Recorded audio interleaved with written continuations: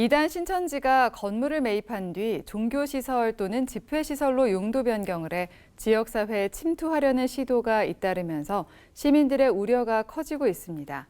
CBS는 최근 고양특례시가 신천지가 매입한 것으로 보이는 건물을 대규모 종교시설로 용도 변경해준 사실을 보도한 바 있는데요.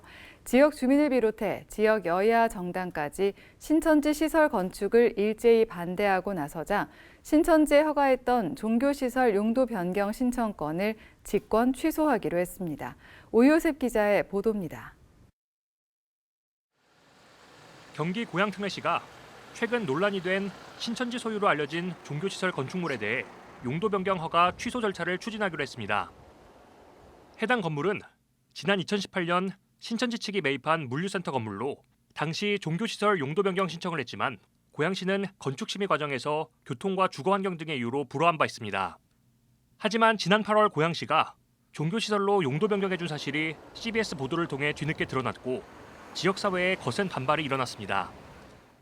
고양 시민들은 신천지 종교시설 용도 변경 허가 취소 서명운동을 벌였고 22대 국회의원 선거 예비 후보들이 앞다퉈 신천지 반대 입장을 내는 등 정치권에서도 반대하고 나섰습니다.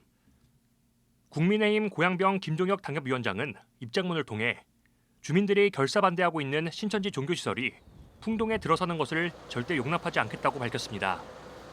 김 위원장은 고양시는 어떻게 이런 어처구니 없는 결정이 내려졌는지 관계자에 대해 감사에 착수해야 한다며 고양시장은 본인의 직을 걸고 이를 막으라고 촉구하기도 했습니다. 더불어민주당 고양병 홍정민 의원 등 지역구 정치인들도 규탄 성명을 발표하고 고양시는 용도 변경 허가를 즉시 취소하고 정책적 책임을 질 것을 엄중히 요구한다고 밝혔습니다.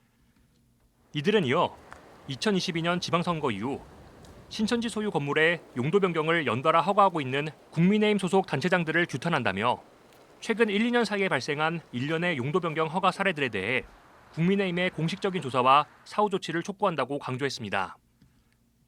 지역사회 반발 여론이 커지자 고양시 측은 직권 취소 절차에 들어갔습니다. 고양시 관계자는 올해 6월 용도 변경 신청 당시에는 특정 종교라는 사실을 실무부서에서 인지하지 못했으나 이후 다수 민원 등을 통해 건축심의 부결을 확인했다며 이후 직권 취소 절차를 준비해왔다고 밝혔습니다. CBS 뉴스 오효섭입니다.